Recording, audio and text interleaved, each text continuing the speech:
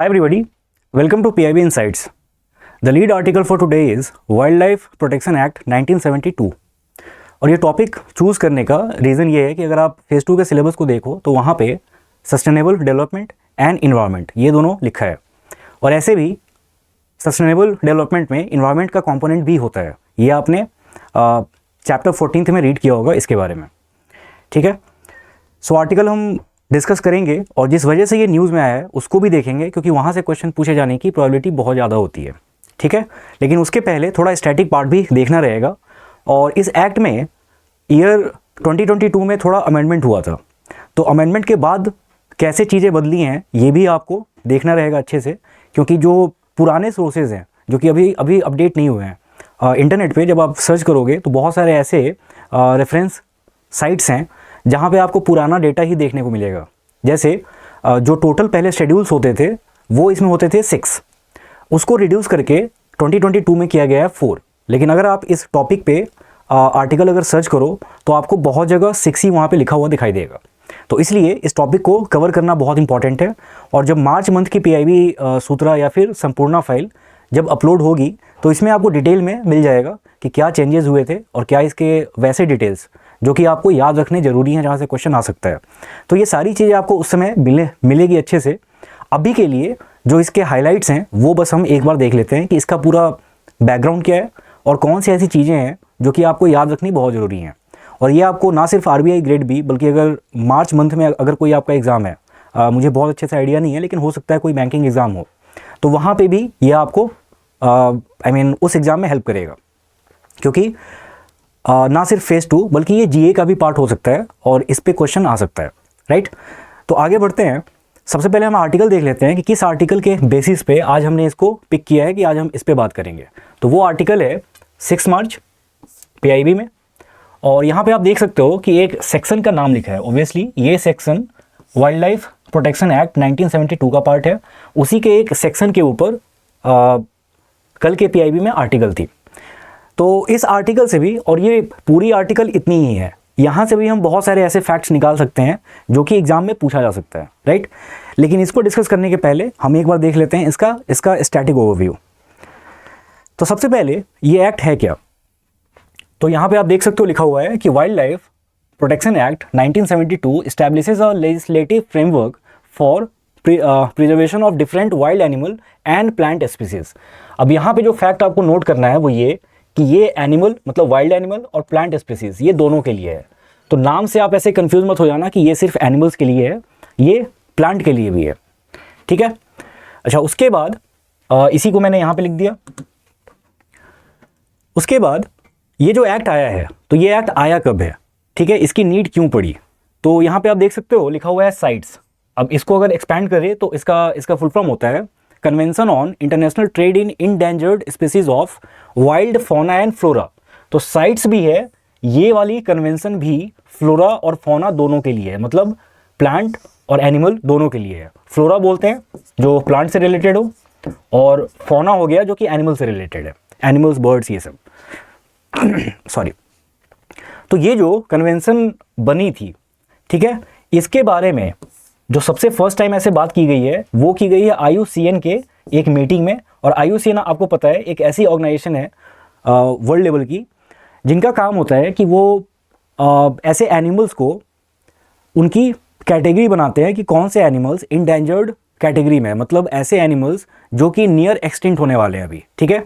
और उसके बाद वैसे एनिमल्स जिन पे थ्रेट तो है बट वो इंडेंजर्ड के कैटेगरी में नहीं आ रहे हो, राइट। तो ऐसे करके बहुत सारी लिस्ट बनती है, उतने डिटेल में आपको यहाँ पे नहीं जाना है। लेकिन जो एग्जाम से रिलेटेड फैक्ट है वो ये कि आप यहाँ देख सकते हो लिखा हुआ है वाशिंगटन कन्वेंशन, ठीक है। तो वाशिंगटन कन्वेंशन जो कि एक एक्चुअली में मीटिंग थी, वाशिंगटन में ये मीटिंग हुई थी IUCN के मेंबर्स की। तो वहीं पे ये डिसाइड किया गया कि एक ऐसा प्रोग्राम, ठीक है, जिसका नाम साइट्स है, तो इसको इस्टेब्लिश किया जाएगा। इसका ओरिजिन है वाशिंगटन कन्वेंशन में। तो ये आपको याद रखना है कि वाशिंगटन कन्वेंशन किससे रिलेटेड है, ठीक है। बहुत ही सिंपल वे में पूछा जा सकता है। तो जितने भी टाइप के कन्वेंशंस होते हैं जो कि न्यूज़ में आते हैं बार बार, जैसे आपने नाम सुना होगा रामसर कन्वेंशंस।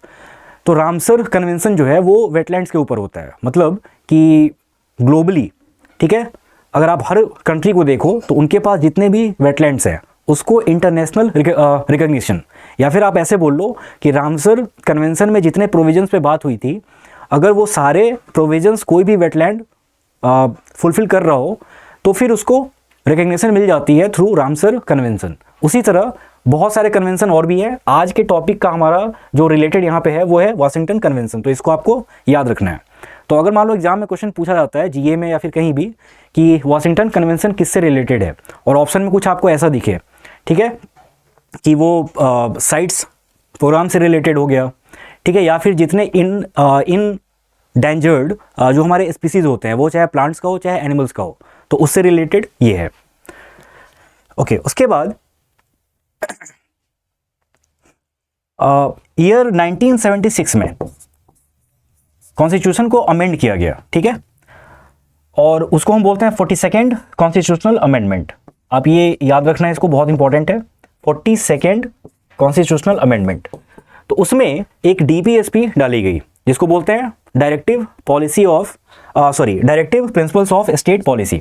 अब उसमें क्या किया गया कि स्टेट को, लाइक सेंट्रल गवर्नमेंट हो या फिर स्टेट गवर्नमेंट हो, तो उनको ये बोला गया कि आपको ऐसे स्टेप्स उठाने हैं सो दैट आप वाइल्ड लाइफ, ठीक है, या फिर प्लांट्स, इनको प्रोटेक्ट करके रख पाओ, ठीक है, इनको बहुत ज़्यादा हार्म ना हो। तो इसके लिए एक डीपीएसपी, एक आर्टिकल उसमें ऐड की गई, और उस आर्टिकल का नाम है आर्टिकल 48A।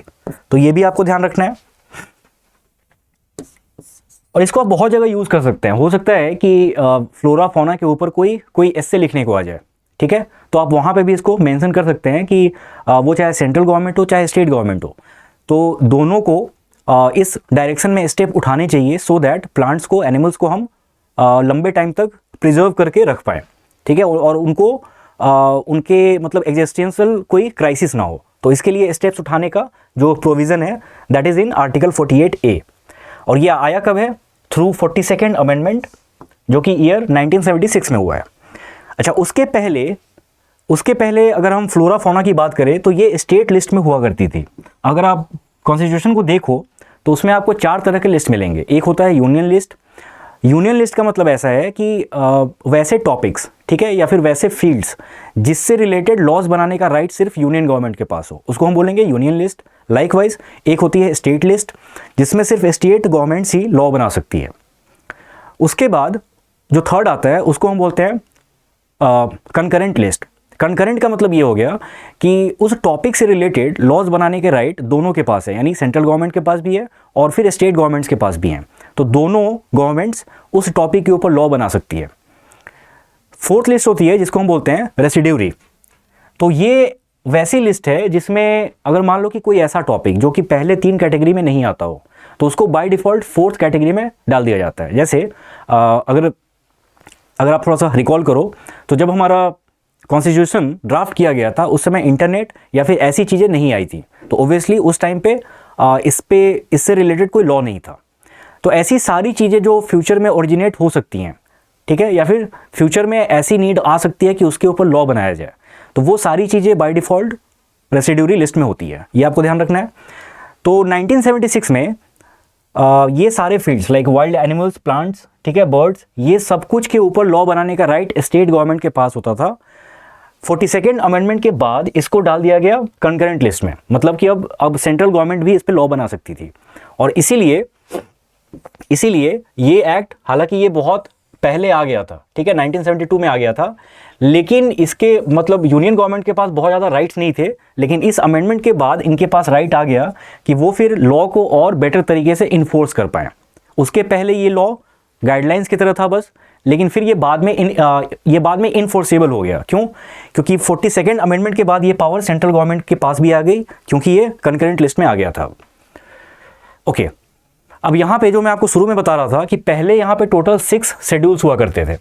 अगर मैं आपको इसका ओवरव्यू दूं, क्योंकि बाद में समझने में आसानी होगी, जो शेड्यूल 1 और 2 है वो ऐसे स्पीसीज के लिए था, ठीक है, फौना में, फौना मतलब एनिमल से रिलेटेड, जो कि इंडेंजर्ड हो, और बिकॉज ये इंडेंजर्ड थे तो इसलिए इनके पोचिंग पे या फिर हंटिंग पे बहुत हार्श पनिशमेंट होते थे।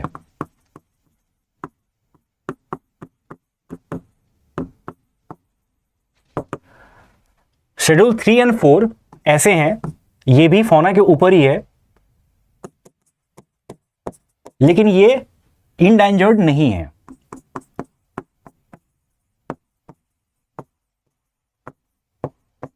और इसीलिए पनिशमेंट इसकी बहुत लाइट थी।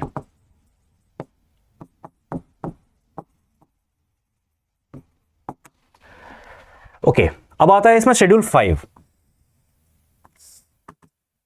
अब इसमें शेड्यूल 5 जो है वो ऐसे एनिमल्स के ऊपर था, ठीक है, जैसे कि क्रो है, कॉमन क्रो, उसके बाद बैट्स, रैट्स और माइस, क्योंकि इनको आपने देखा होगा कि जैसे रैट्स पे, माइस पे बहुत सारे एक्सपेरिमेंट होते हैं, राइट। तो ये सब कुछ पॉसिबल है इसीलिए क्योंकि जो शेड्यूल 5 में एनिमल्स हैं, टोटल इसमें पहले 4 हुआ करते थे, क्रो, रैट्स, बैट्स और माइस। तो इसमें अलाउ किया गया कि इनकी हंटिंग की जा सकती है, ठीक है, या फिर इनको पकड़ा जा सकता है, या फिर इनका कोई भी कमर्शियल यूज हो सकता है। तो मतलब कि अगर आपने किसी बैट को पकड़ा तो वो क्राइम नहीं है एज पर दी वाइल्ड लाइफ प्रोटेक्शन एक्ट 1972। और शेड्यूल 6 जो था पहले, वो सिर्फ प्लांट्स के लिए था। तो इसलिए ये बहुत इंपॉर्टेंट था, क्योंकि इसके पहले जितने भी थे शेड्यूल, वो सारे एनिमल्स की बात करते थे, बर्ड्स की बात करते थे, लेकिन शेड्यूल 6 ऐसा था जो कि डेडिकेटेड था टू प्लांट्स। अब ईयर 2022 में इसमें अमेंडमेंट होती है लॉ में, और उसके बाद क्या किया जाता है कि ये जो यहाँ पे 6 शेड्यूल्स थे उसको चेंज कर दिया जाता है 4 शेड्यूल्स में। तो उसके बाद हो गया 1, 2, 3 और 4। अब इसमें आप ध्यान देना कि जो पहले वाली बात थी, मतलब शेड्यूल 1 और 2, जो 2 था, कि ये ऐसे एनिमल्स के ऊपर है जिनको बहुत ज़्यादा थ्रेट है, जिनके एग्जिस्टेंस पे बहुत ज़्यादा थ्रेट है, और इसलिए अगर उनकी पोचिंग होती है या फिर उनका अगर कमर्शियल यूज़ होता है तो उसके लिए पनिशमेंट बहुत ज़्यादा हार्श थी। वो सारे आ गए शेड्यूल 1 में। शेड्यूल 2 में पनिशमेंट थोड़ी सी कम थी, और ये बहुत ज़्यादा मतलब एमिनेंट थ्रेट में नहीं थे, तो वो हो गया शेड्यूल 2। प्लांट वाला जो पार्ट था शेड्यूल 6 का, वो अब आ गया शेड्यूल 3 में। तो ये अब आपको याद रखना है कि जो अमेंडमेंट हुई है ईयर 2022 में, उसके बाद जो शेड्यूल प्लांट से रिलेटेड है, that is schedule 3 of the wild life protection act 1972 amended in 2022। तो ये आपको याद रखना है। उसके बाद आता है यहाँ पे शेड्यूल 4। तो जो फीचर्स आपको शेड्यूल 5 में दिखते थे, ऑलमोस्ट वही फीचर्स अब शेड्यूल 4 में दिखेंगे। यहाँ पे कुछ एनिमल्स को ऐड किया गया है। अब इतनी डिटेल्स आपको नहीं पढ़नी है, लेकिन जो आज की आर्टिकल थी वो शेड्यूल 4 के बारे में ही है, तो इसीलिए इसको बताना यहाँ पे इंपॉर्टेंट है। अब ये जो शेड्यूल 4 वाले एनिमल्स हैं, तो इनको फिर डोमेस्टिकेट किया जा सकता है, इनको मार्केट में सेल किया जा सकता है। जैसे बहुत सारे लोग अपना घर पे अपने पेट्स रखते हैं, राइट। सो उसके भी प्रोविजंस आपको शेड्यूल 4 से मिलते हैं। ओके, अब यहाँ पे जितनी बातें हुई हैं जो मैंने आपको समझाया है, तो उसी का यहाँ पे क्रक्स है कि 2022 में इसको अमेंड किया गया, और ये इन इफेक्ट आया है सिंस 1 अप्रैल 2023। मतलब जो अमेंडमेंट हुई है 2022 में, वो आया है, वो एप्लीकेबल हुआ है फ्रॉम 1 अप्रैल 2023। ओके, अब जो न्यूज़ में था उसके बारे में यहाँ पे कुछ लिखा हुआ है, एक बार इसको रीड करते हैं, फिर हम चलेंगे फर्स्ट वाले स्लाइड पे जहाँ पे कि आपको न्यूज़ की क्लिप दिखाई देगी। तो इसमें ये बोला गया कि जो सेक्शन 49M है, अमेंडमेंट के बाद जो सेक्शन 49M इंसर्ट किया गया, तो उसमें ये बोला गया है कि अगर आप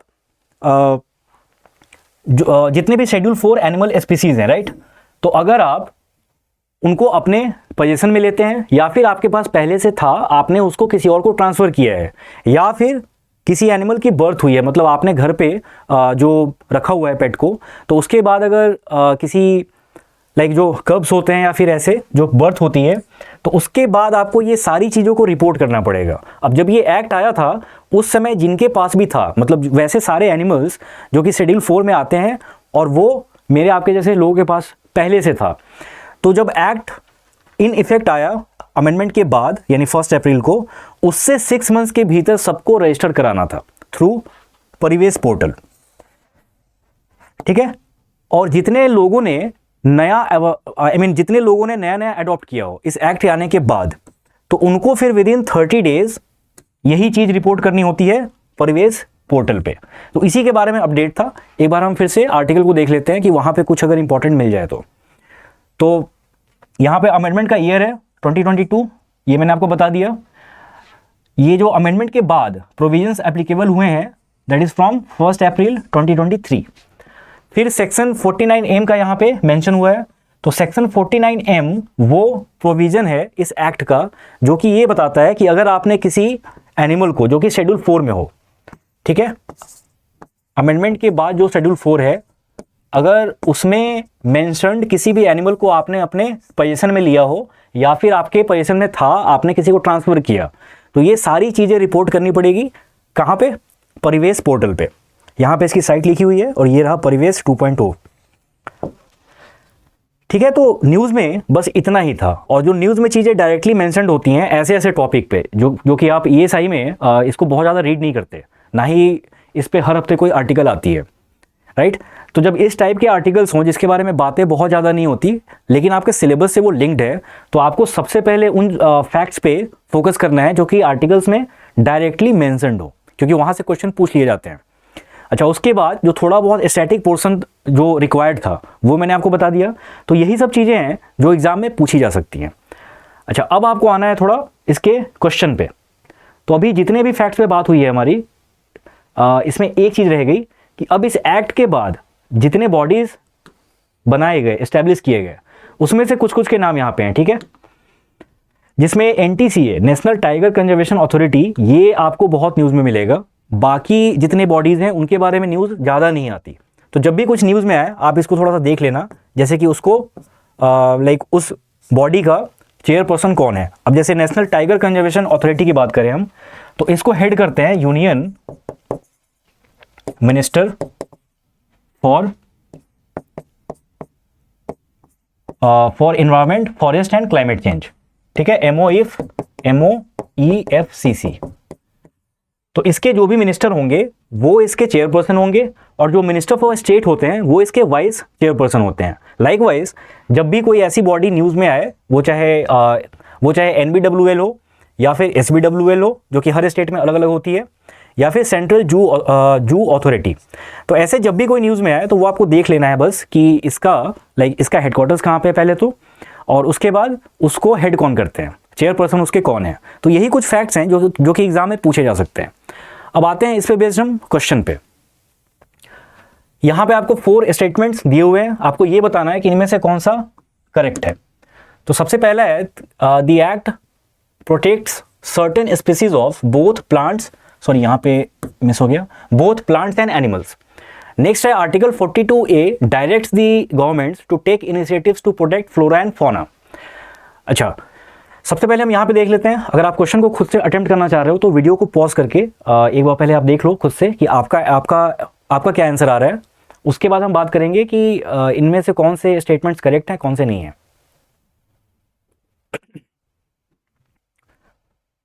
ओके, आई होप आपने अटेम्प्ट कर लिया होगा अभी तक।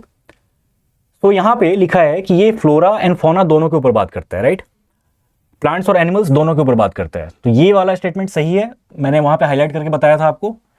अच्छा, नेक्स्ट है इसमें article 42A directs the governments to take initiatives to protect flora and fauna. ये वाला रॉन्ग है, क्यों?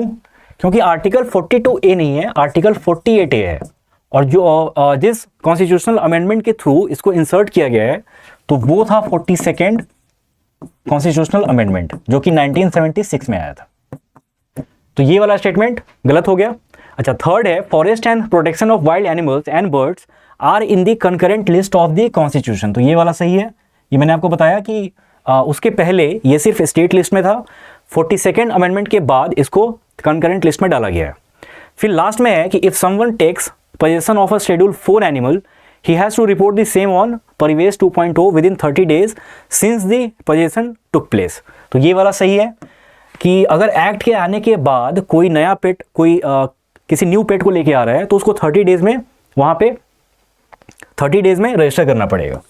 लेकिन एक्ट जब इन इफेक्ट आया है, जो कि था 1 अप्रैल 2023 को, अगर उस समय किसी के पास ऑलरेडी था तो उसको 6 मंथ्स के भीतर रजिस्टर करना था। तो दोनों में थोड़ा सा डिफरेंस है, ये आप इसको समझ लेना। तो टोटल यहाँ पे कितने ऐसे स्टेटमेंट्स हैं जो कि करेक्ट हैं? 3, A, C एंड D। तो इसका आंसर क्या हो जाएगा? 4, ओनली 3, राइट। उसके बाद उसके बाद और भी हैं क्वेश्चंस, आप देख लेना। लेकिन यहाँ पे एक चीज़ और मैं फिर से बता दूँ कि जो बहुत इंपॉर्टेंट है, एक तो परिवेश 2.0 पोर्टल, ये किस लिए है, पर्पस क्या है इसका। दूसरा, जब हम शेड्यूल की बात कर रहे हैं यहाँ पे, जैसे आपने देखा शेड्यूल 4, राइट, तो जितने अमेंडमेंट के बाद जितने भी शेड्यूल्स हैं, यानी टोटल अब हो गए 4, जो कि पहले 6 हुआ करते थे।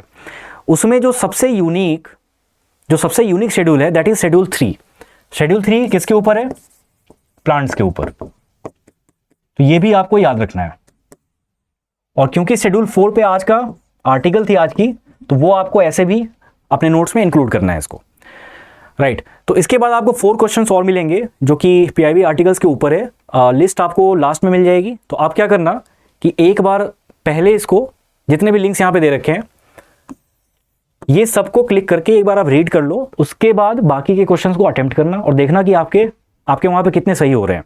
इन केस अगर किसी भी क्वेश्चन में डाउट है तो आप कमेंट बॉक्स में पूछ सकते हैं कि इसका आंसर क्या होगा, ठीक है। तो आज के सेशन में इतना ही, मिलते हैं नेक्स्ट डे। सो अभी आर्टिकल्स थोड़े से कम हो गए आने, राइट। तो अभी आपके पास टाइम है कि जो भी आपका पहले का बैकलॉग है आप उसको जल्दी से ख़त्म करो, क्योंकि ऐसा हो सकता है कि फिर आने वाले दिनों में आर्टिकल्स बहुत ज़्यादा बढ़ जाएं, राइट। सो आज के सेशन में इतना ही। Thanks for watching.